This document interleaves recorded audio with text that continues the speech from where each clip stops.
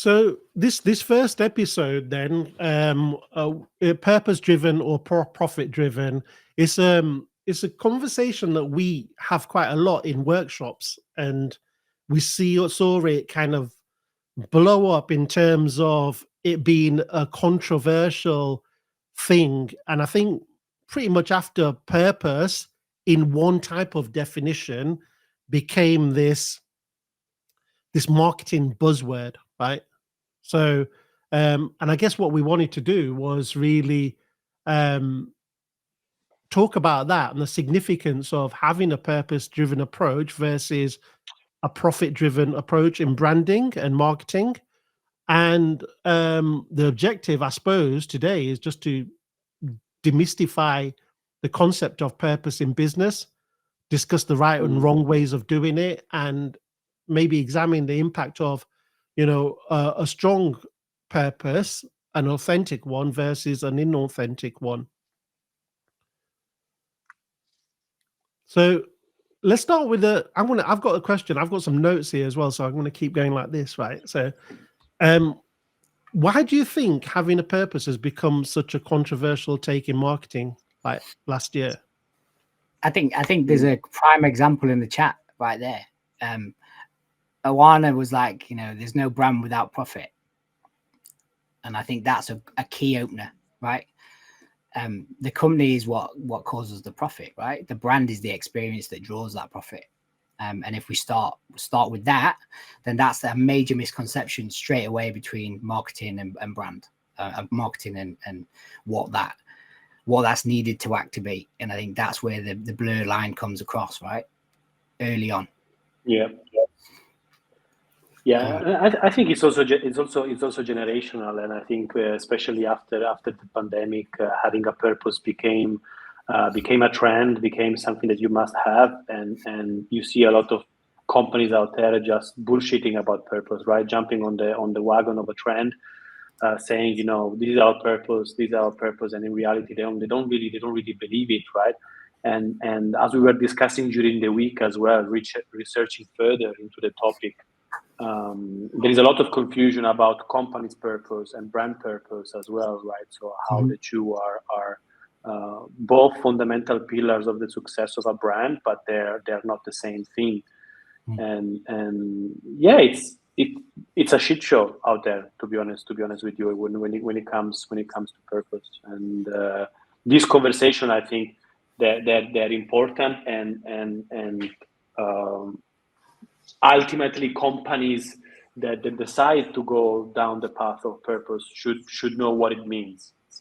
Yeah. So what does it mean, Wes? The brand purpose? I guess it's the reason we exist beyond making money, right? That's how we all. What's the main reason why we get out of bed? Why do we give a shit? What are we out to do? Beyond making money, right? The mission is how we make the money. The mission is what delivers. And the vision is how we win and what it looks like once we've won. But purpose sits deep in our souls and in our hearts. And yeah, it should be activated every day. And how we live, like we should live purpose daily. Purpose is not just a thing that sticks on a wall, right? It's literally why we do what we do. And when we activate purpose, it drives us, it guides us, it aligns us. You'll hear me say many times through whether you're a CEO or you're on a podcast, alignment is the most valuable word in the business. If everyone's aligned, we'll go in, we'll all pull in the right direction. And purpose is probably a key word that is used to basically describe a guiding light, a compass, a North Star, however we want to frame it. Yeah, it's why we get out of bed, man. Like, why do we do what we do? If someone told you tomorrow you were never going to get paid again, why do you do it? Why do you do it? You know what I mean? And that is live, definitely.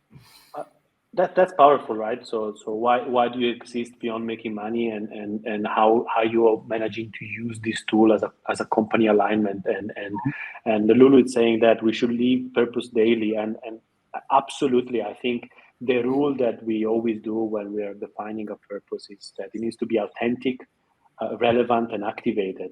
Yep. right? So it needs to be authentic, means that it's real. It needs to be relevant, which means that it needs to be relevant to what you do, right? Because like if a company sells coffees and its purpose is I don't know, saving polar bears or something like that, and it's too detached from what the company really is. And the third, the most important one, needs to be activated, right? So as you said, it's not a bunch of words that you have in your reception in your office. It's actually action that you need to take daily. If you don't have all trees relevant, authentic, and activated, then it's BS. Exactly. And that's the problem. And I think coming back into your relevancy, there's a simple kind of exercise we can do if we start thinking about, the reason why we actually started this company, this business, this organization, and you combine that with the human need you're trying to fix. And then you should be relevant to not only your product, but your audience, and you put your audience in the crosshairs of that purpose, right? And then that should get you on your way. That's a good litmus test to start. I think there's an interesting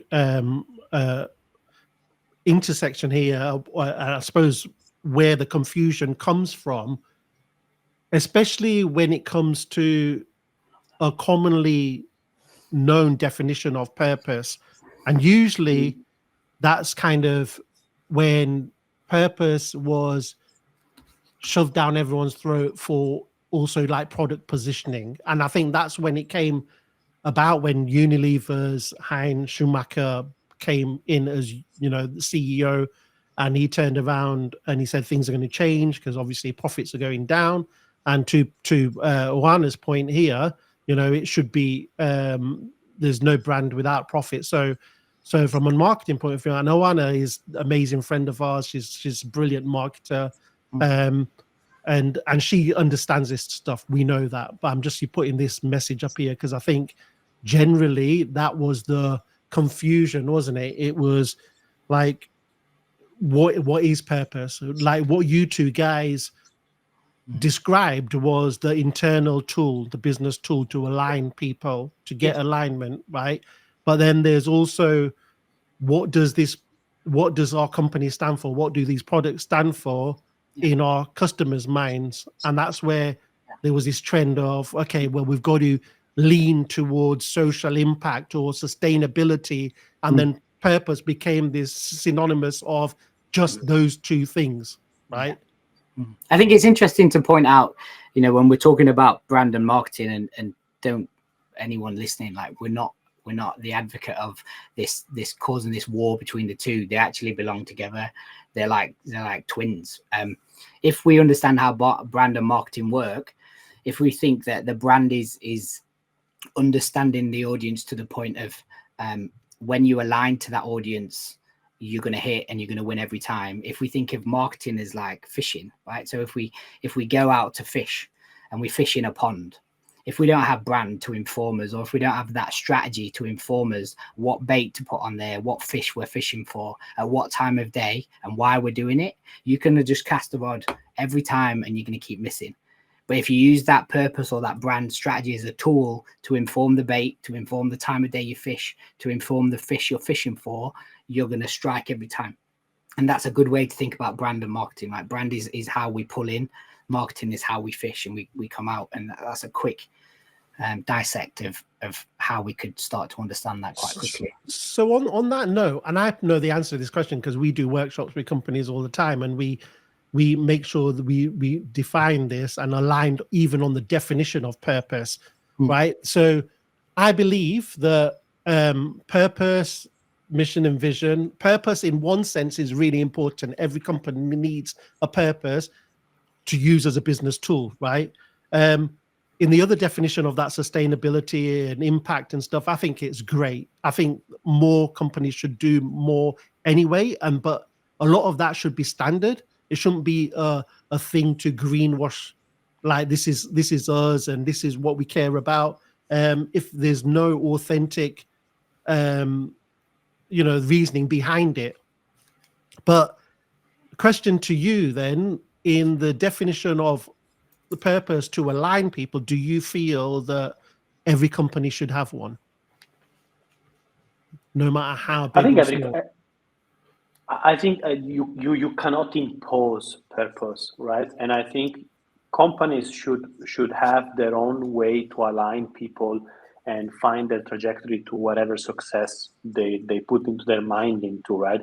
But I think the fundamental misconception about purpose is that it has to be social, it has to be environmental, it has to be some sort of a good cause. It has to be a crusade to save the world. But in my view, purpose doesn't have to be something that has a positive impact on society. It could be something that is much more pragmatic, and it can be a set of beliefs and action that brings a group of people together to achieve the same goal.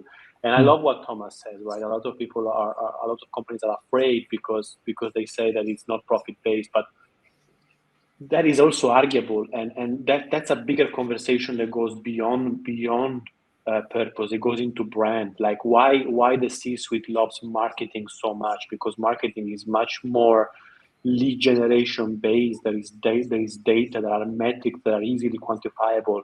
Brand is on the long term. My impact sales on even a wider scale, but it's much harder to track in that way. And purpose, in a way, it's also acts in these ways, right? So it's much harder to track. So going back to your answer, I think the simple question is it authentic, is it relevant, and is activated? Then yes, you have a purpose. If you're having a purpose as a checkbox exercise, you shouldn't. Or you should focus on having a company purpose, right? Serve in the best way possible your customer and make money out of it. There is nothing wrong with that. Not all brands are here to save the planet. No. Yeah. And some of the biggest brands, like, to simplify the Ben & Jerry's purpose, it's like to have the best ice cream the nicest way. And the nicest way but it's a play on their social, their environmental, and their governmental actions that live through their values, right? But that's a huge brand. And like how purpose is interpreted can be multifaceted, right? It can definitely be challenged. But yeah, if they're out just to create the best ice cream in the nicest way, nicest meaning less impactful, less political, less X, then go for it. You know what I mean? Like what's holding you back? You know what I mean? And I think the irony of it all is that once this all became a little bit more of a buzz and everyone started doing it, it started being like, so what really is the unique positioning now? Because if they were using that for their positioning, because you don't always have to use it for positioning, as we've explained, like you can use it for internal tool. But if every company out there was saying the same thing, who's actually different? Like, some from a business point of view, like, that doesn't really work, right? So you're just trying to do things that you think your audience wants to hear. So what is there a right way to do it and wrong way? I think we've touched on it. Like, I suppose it's, like you talked about, where's like beyond making money is the business tool. So I suppose give us an example of the right way to do it. I have a wrong way if you want.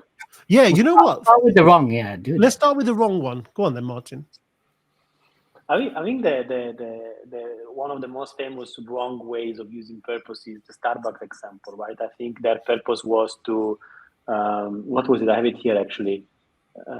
To inspire and nurture the human spirit, one person, one cup, and one neighborhood at a time. Beautiful, the classic, grandiose, beyond making money purpose, beyond the company. It talks about nurturing the human spirit. It talks about bringing neighborhoods together, people together with this one cup at a time. The problem with that is that they don't pay their corporate tax, right? In UK, they made like 1.2 billion profit, and they paid, I don't know, like almost nothing compared to that in terms of corporate tax. So how the hell are you gonna nurture the human spirit and build communities and build neighborhood if you're making shit tons of money and you're not paying the corporate tax? So this is what I'm talking about, right? So they had a grandiose, mega powerful purpose, and then they don't pay the bloody taxes, which will have been a simple manifestation of that purpose activation, right? So in that case, why would they not have like a purpose, like to make the best coffee in the best environment and make you feel at home outside of home, which is what they kind of do, isn't it? They have this concept of great coffee. Well, they started with that, didn't they? There's the third place. Yeah. Why do they have to go into this grandiose purpose and then they're not really living it? I think, and that's the traditional shit show we were talking about it before. And it was a shit show because there was obviously the trust index, and they measured how it negatively impacted them afterwards, right? As well, and it did, like in terms of the points in relation. I don't know how that trust index works, but a survey was done, and they lost trust basically. Listen, it's a massive company, right? What are the chances that Starbucks will go bust for this? Very little. They will go down a bit and then will go back. But it's a functional brand. I get my coffee in a way that I like, in a place that I like. They should have kept it functional. That's what I'm saying. But that's going back. No need. That's going back to your 3 points, right? Like if it's not activated, it's completely like pointless. I always say a good thing to remember, like purpose without the P is completely pointless. It doesn't even make sense. Yeah. You know, like why even try? Why even do it? Why even state it if you're not going to live by it? It just makes no sense. I think a good way. Give us a good way. Yeah, give us a good example. It's not the best. It's not the best example because of its connotations with who's behind it. I'm just going to put that out there. But I think a really good purpose that is a really good example of how it's used strategically, and it's a really good purpose is Tesla. I think whatever we think about Elon, like if we use I want to see where you're taking this. If we use it as an example of how we can use purpose strategically, this makes logical sense, and we use it a lot. Their example, their purpose is to accelerate the world's sustainable energy, right? That's as simple as it gets. But if we break that down logically, strategically, and if our purpose sits at the top and our mission can change every time, which we now, for those that don't know, your mission can change, your purpose never changes. If they go in and then create sustainable cars, if they create sustainable power through solar panels, whatever they do, their logic is the more cars we get in the world, the reduction of fossil fuel will happen, right? Whether there's connotations and conspiracies about how ethical a battery is, who knows? But I'm just using this as an example of logical, purpose-driven brands. If we logically put more cars on the planet that are sustainably powered, the reduction of fossil fuel will happen. Therefore, that will accelerate the takeover of sustainable energy. And then the next will happen with solar power. So there'll be less power going into houses. So a really good example of an activated strategic purpose with logic is, okay, we're going to accelerate sustainable energy. How are you going to do that? We're going to capitalize the world with sustainable cars. We're going to change the power intake on houses and commercial properties through solar panels, and therefore there'll be less forced fossil fuels and I guess fuel that's going to destroy the world. And that's a really good example. Now, whether there's leniences in that, who knows? But I think that's a logical. We don't know how that was surfaced, so we can't really comment on the authenticity of that strategy. But I think a lot of people also will probably debate that because, and wrongly, I think, will debate that, saying that it's not authentic because of Elon Musk as a character and what they feel he's done with buying Twitter and his political views and stuff. But I think we've got to be careful to differentiate the personal brand from that company, right? Purpose. Exactly. So he might have a totally different outlook in life, but the strategy that they unsurfaced for the actual company was completely different, and we don't know that, so we can't really comment on that, right? But it's a good bridge into a really good personal purpose, right? If we think about people brands and brands that become companies that become people, names become people. If we look at take we got challenged in the past by, but if you take Muhammad Ali, he was an amazing brand as a person, as a company, as a person, for what he did for society and his values and his injustice, right? And if you look at what his purpose potentially could have been, I don't think it was ever voiced, but just an advocate for social justice, for human equality, for he's amazing. So it proves that people can have a purpose too. People brands self brands, personal It's brands. a great example that as well, because even though he's not around, his own personal purpose now has lived on as his legacy, like with his foundation and stuff like that. So I think that's a great example of a personal brand, an authentic personal brand that has done well authentically or organically, right? Definitely. Yeah, and it's real, you know, it's livable. It happened.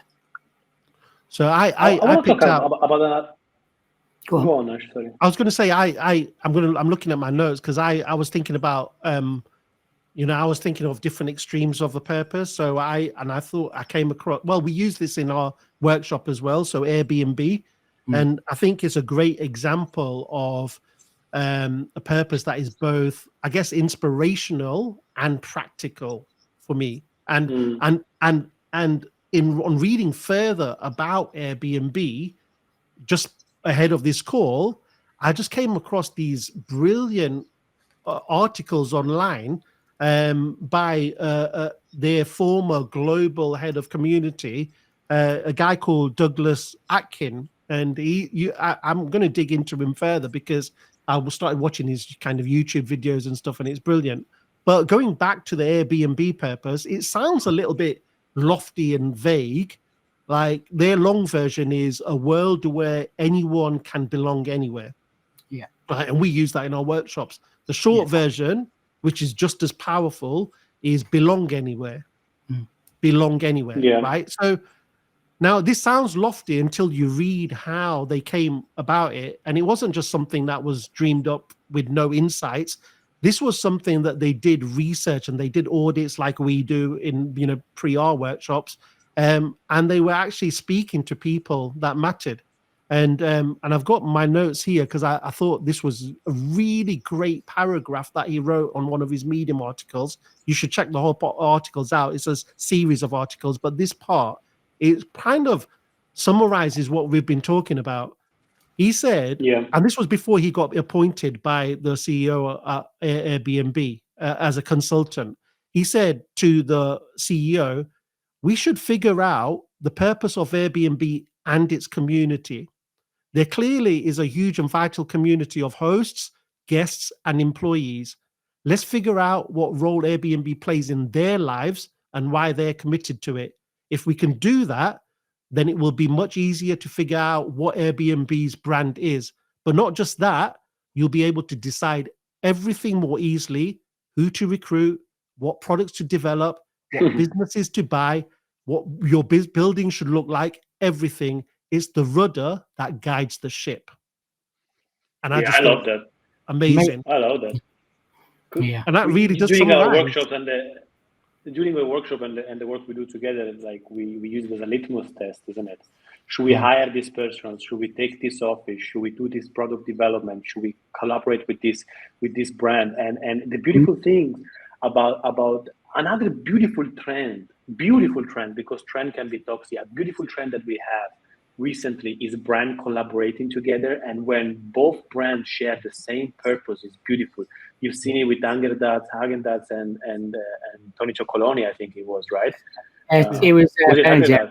Ben & Jerry's. Ben & Jerry's, sorry, Ben & Jerry's, Tony Chocolonely. Very strong purposes aligned. Together. It's beautiful, right? And you're absolutely right. It's a tool to take decisions across everything, across literally everything. And I love that example. And what I love even more about Airbnb's purpose is the authenticity, because since the day zero, Airbnb was about traveling, meeting people, and staying at a local place, because it used to be a crowd sofa surfing, how you call it, service, right? So you had a spare. Yeah, so you had a spare sofa and a spare bedroom, and you were putting it online for people to come. You were meeting these people, exchanging culture, eating together. So it's authentic because since day zero, when Airbnb was an Airbnb, they already had that purpose. And purpose is not a fucking Halloween costume. It's something that you are.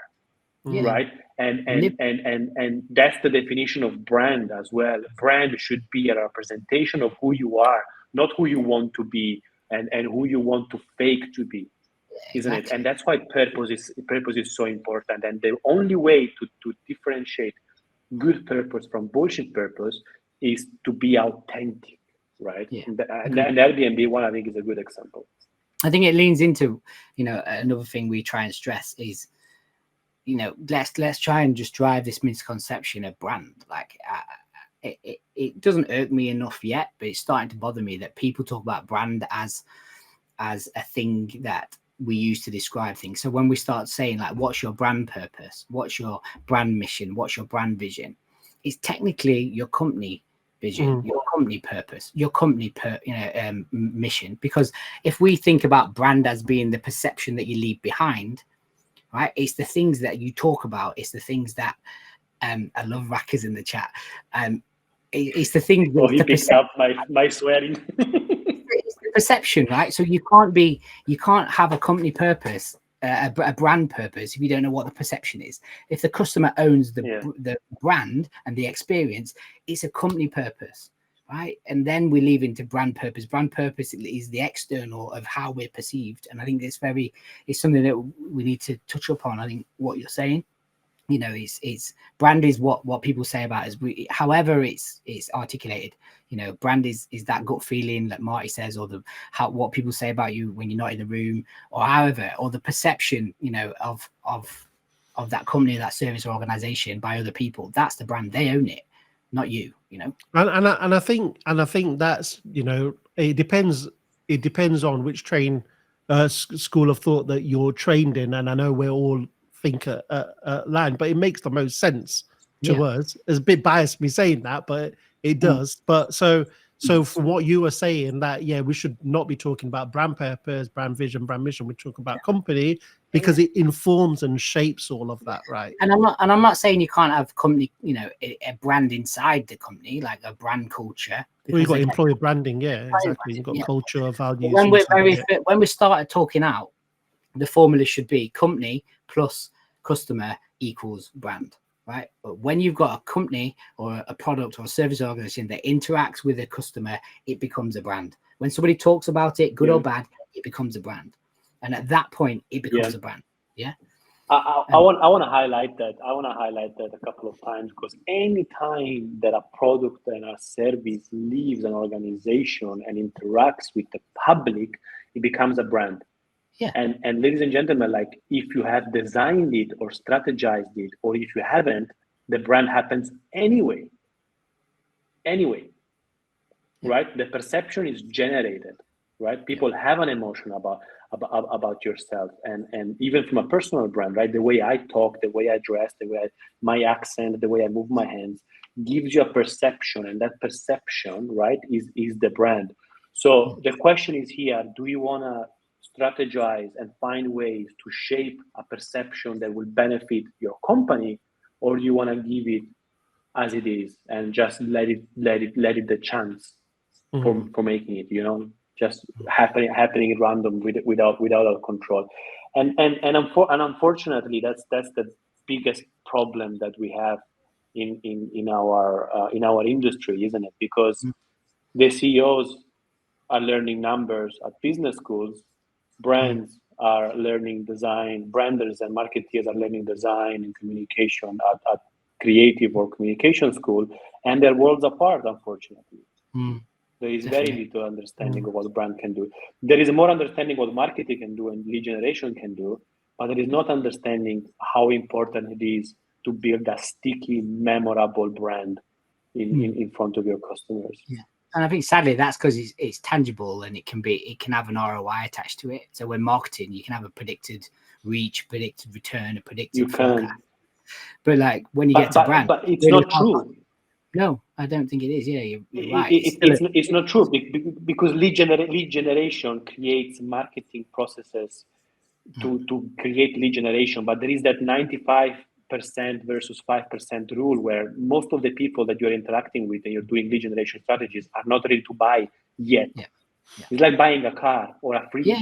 You don't buy it every month or every year, but once you have the desire, because some of the brands are memorable, they're positioned in your head, you buy them.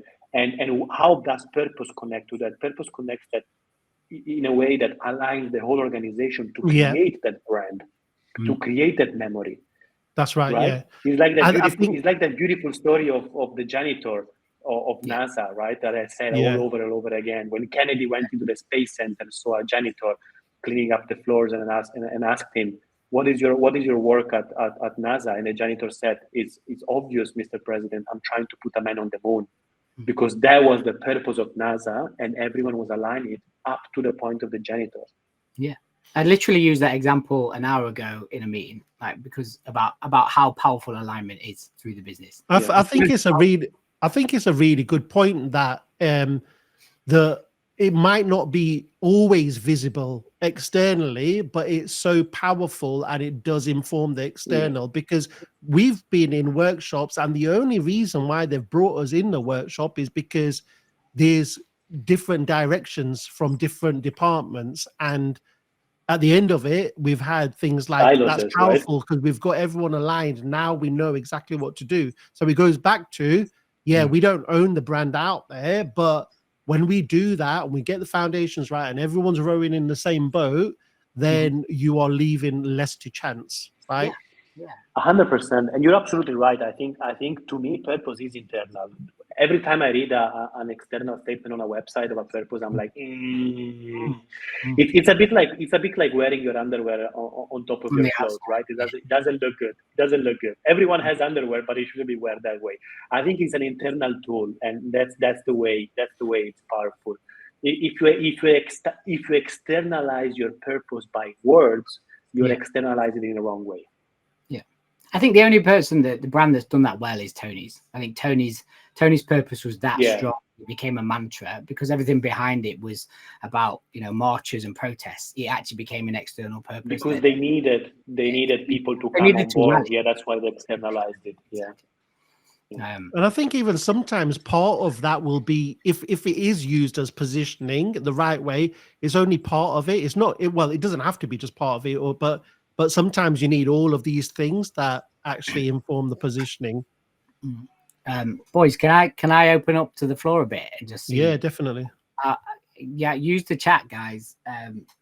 Just ping some questions this way, like what's your burning desires? Come on, just ask us. Yeah. Or tell us what's for dinner on this Friday. Yeah, or just tell us where you're from in the world, because I'd just like to know how many people can understand my accent. Take some training. Ada has a question, but it's to do with personal branding. She's asking. Right, let me just put it on here. I think the brand as the personal branding. I think this is where reputation gets mistaken with personal brand. Correct me if I'm wrong. Yeah. So interesting one. Personal branding is. Well, reputation is definitely a big part of that person's brand, that personal brand. Again, I still see personal branding in a similar way as I see company branding. It still exists in the people that you interact with, right? So you are not the brand. The brand is that gut feeling and that perception of you. So and I think the reputation is a huge thing that will inform it, and a genuine reputation. But again, company branding is what you do, the experience that people have with you behind closed doors and in public as well. So you can't fake your personal brand either. I don't believe. I think there is a difference between perception and reputation, because perception can be fabricated, reputation cannot. Yeah, reputation is an experience that you already had with that person, right? So you already experienced that, and I think Ada is right in that they're very, very close, because ultimately brand is whatever people say about you, right? So if you say that you're the best company in the world, it means absolutely nothing if it does not come from a customer perspective. The customer needs to say that you're the best company in the world, and at that point you are a brand that is the best company in the world. Yeah. It's interesting. I think personal brand is a whole other chapter that probably we can discuss another time, because it's interesting, and we're all students of it in a way. Andreas has another question. Yeah, I'm not How sure. I was retail- going to ask Andres to rephrase that, just so that we answer it properly. Unless you understand where he's coming from. So, are retail-oriented, price-sensitive brands compatible with purpose? Do you mean price sensitive, like discount brands? So, do you want to put that in the chat? Do you mean like when you say price-sensitive brands, So like and when no, you say brands, like products and companies that are discount, like I don't know where you're from, but in the UK we have places like Pawn shop. Primark, Pawn shop. those type of places, where they're really popular and they're discounted pricing. But are they compatible with brand? It's a really great question, actually, if I'm understanding it right. It's a great question.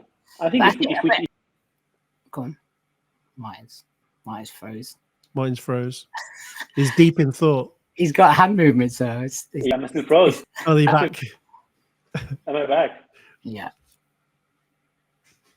I think if we go into the business case of purpose, I think it's complicated. Like there's a lot of studies that say that the purpose brands sell more and able to make more money and yalla yalla yalla. But the reality is that like purpose is most of the cases is expensive for companies to do because we're talking about beyond making money. So it will not generate profit in the traditional way that we think about profit. Yeah.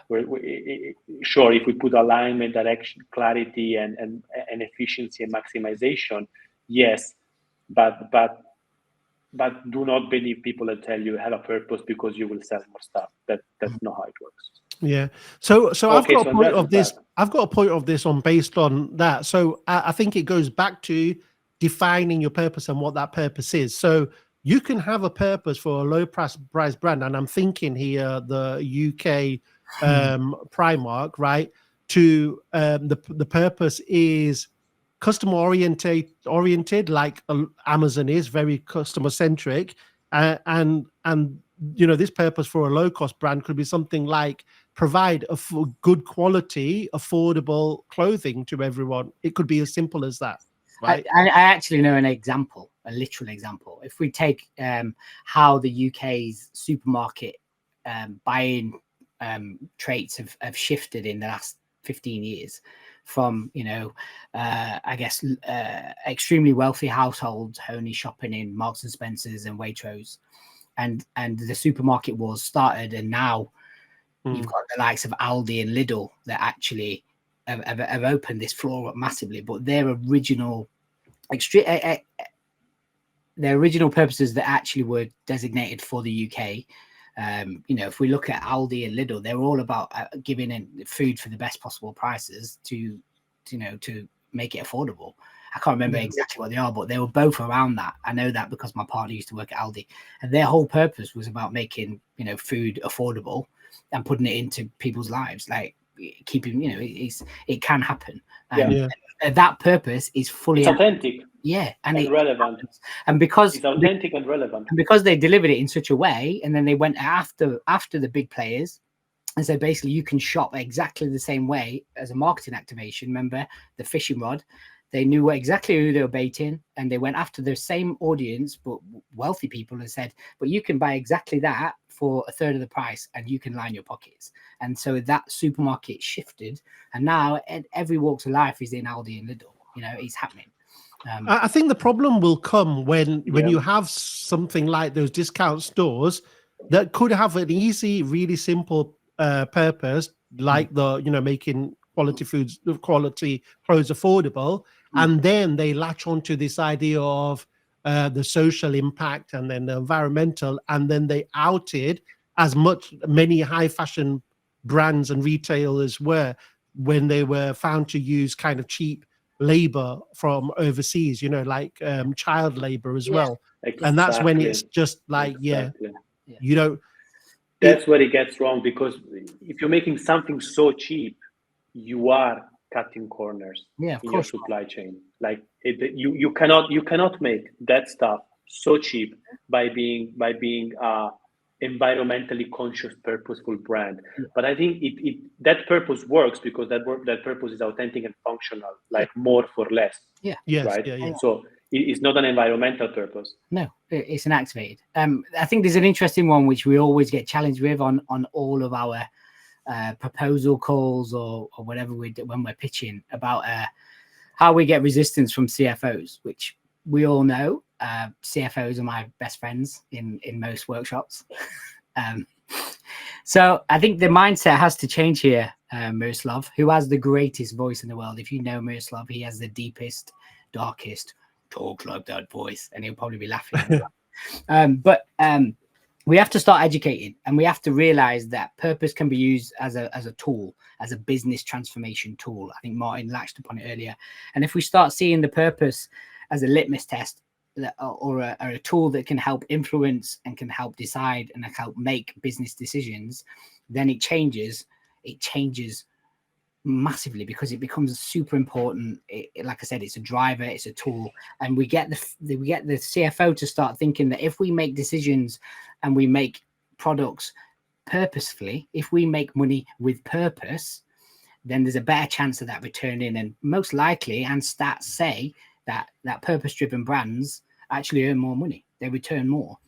So it's an education piece, Miroslav. You can't walk into a room, you're just going to get like your knees knocked out and whatever by the CFO. They ain't going to listen. So you've got to educate first and really give case studies and examples to show them that if you get this right, it'll work. And again, we always refer to Tony's a lot because we use it. It's a really good example. And going back to this price sensitive question that came, their purpose is so strong and deep rooted. They actually now are looking at, or they actually have, especially in the UK, reducing costs of chocolate on the supermarket shelves to help with the living crisis.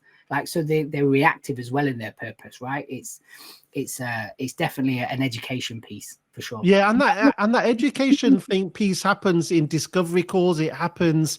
What is it that you're trying to achieve as well, and then defining that purpose in the call, in the workshop as well. Like again, like I said, the purpose could be an operational tool or a business tool, or it can be something that they want to surface or find out what actually that thing means to their customers, because every business does well being customer oriented. So start there, I would say, and then talking to those CFOs, speak to them in that language. Like, if we align your team or we connect with your customers, it's going to pay more in the long term, right? People are going to buy for longer at more premium prices. Yeah, forever. Yeah. But just remember, our job as strategists is to get everyone in that room to align and agree. And when we walk out, everyone's involved. Everyone's bought in. There's no dilution. It's not gonna change through other people telling other people. It has to align in that room. Our jobs as strategists is to make that happen. As facilitators, as referees, whatever we call ourselves in that room, because there will be fights and challenges, we have to align everyone. And when we walk out, that's the reason why we're doing it. And hopefully, Miroslav, at that point, you've got your CFO bought in. And it will happen. There's 3 people here on this call that can vouch for you that it will happen. And it won't be easy. You're going to have to take some blows, right? And you're going to have to explain some scenarios to get there. But once they're bought in, then everyone's on board. Everyone's on board, and you're driving at that point.